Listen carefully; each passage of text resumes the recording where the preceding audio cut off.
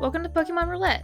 Pokemon Roulette is where we let the wheels of fate decide what kind of Pokemon we create. We've got our single or dual type wheel, the body type wheel, the color that must be included wheel, and the type wheel.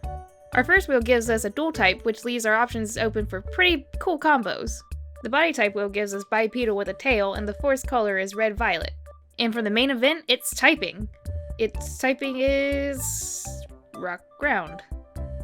Not very, inspiring.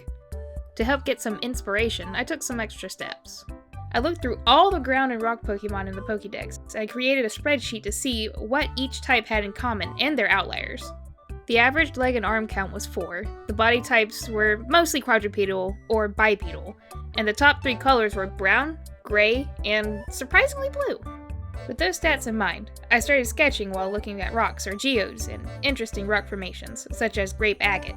I almost made a purple koala-like Pokemon, but I decided that it wasn't its time. The process yielded many interesting designs, but none of them felt right, until I thought about kangaroos. After a few iterations, going from a Pokemon with a tail full of geodes, to a boxer-looking guy with geode hand glove things, to on its feet, I finally had a sketch that I liked and it was time for detailing. I scanned in the sketch and laid down some line work, which looked fine for the time being to help figure out color. I tried so many color combinations. The color was so hard to work with on this one because the force colored red-violet. The color went with so much, but so little at the same time. I really did like the pink-colored kangaroo, though. Unfortunately, it felt more fairy or psychic to me. After multiple trials and errors, I found red-violet's analogous color brown looked pretty good. And a shocker is that it was a color that was common for ground and rock types. Once I got the main colors of red, violet, and brown figured out, I redrew the Pokemon to make it look better, tougher, and more believable.